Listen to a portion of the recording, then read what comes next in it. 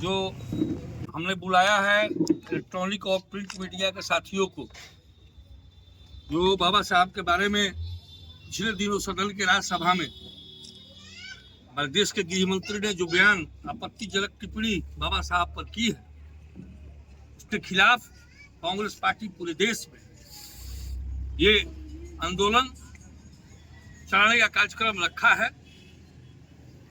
जिस तरीके से बाबा साहब का अपमान राज्यसभा में उन पर तथाकथित टिप्पणी करके कि भगवान का नाम लेने से लोग तर जाएंगे, जैसे बयान को देख करके अपनी ओछी मानसिकता को दर्शाने का काम किया है। और हम सभी ये जानते हैं कि लोकतंत्र में जो सर्वोच्च पंचायत है वो लोकतंत्र का मंदिर है, पवित्र मंदिर है, और उसके रचयिता हमारे उस संविधान के रचयिता हमारे बाबा साहब भीमराव अम्बेडकर है। तो हमारे लिए वो भगवान है, और वो भगवान नहीं है तो फिर लोकतंत्र का वो पवित्र मंदिर जिसको हम मंदिर के रूप में जानते हैं, वो मंदिर कैसे है? तो निश्चित रूप से बाबा साहब भीमराव अम्बेडकर दलितों के, शोषितों के, वंचितों के, किसानों के, निचले जो तबके थे, जो किसी भी जाति, धर्म, मजहब चाहते हो, उन सबके हितैषी थे बाबा साहब। और हमारे नेता ने उनसे गृह मंत्री को का इस्तीफा मांगा है। हम सभी कांग्रेस जन जो कांग्रेस के सिपाही हैं, उनको वास्तव रूप में अपने संवैधानिक पद से इस्तीफा दे देना चाहिए था।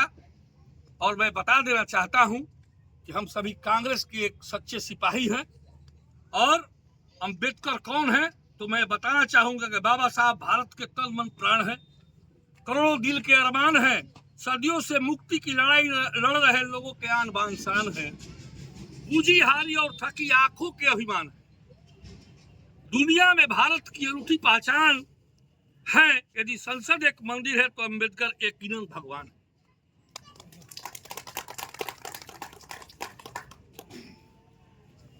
जिस तरीके से अंग्रेजों ने फूट डालो और शासन करने की नीति देश में अपनाई थी, उसी तरह से गुजरात के दो गुजराती जो अपने प्रधानमंत्री और माननीय गृह मंत्री जी हैं, उसी तरह से देश में लोगों को गुमराह करके भटकाने का काम कर रहे हैं।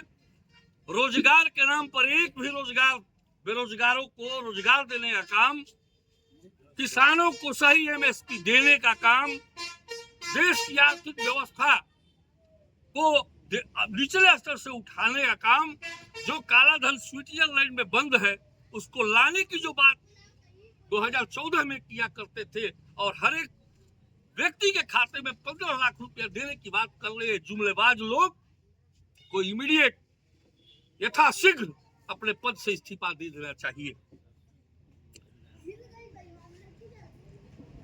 मैं जानना चाहता हूं इन तथाकथित भाजपाइयों से जो पटेल, नेहरू, गांधी को देश का रोड़ा बताने का काम किया, अब सदन में बाबा साहब के नाम पर भी राजनीति करने से बाज नहीं आ रहे हैं।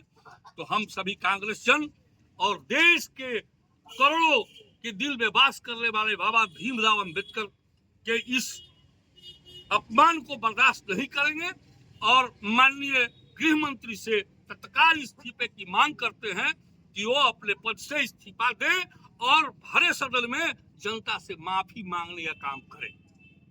अभी रणनीति है कि हम सभी कल एक ज्ञापन राष्ट्रपति माननीय महामहिम राष्ट्रपति को हम लोग एक ज्ञापन जिलाधिकारी महोदय के तरफ से देने का काम करेंगे। और उसके बाद अखिल भारतीय कांग्रेस कमेटी का जो निर्णय होगा, हम सभी इस आंदोलन को आगे बढ़ाने का काम करेंगे।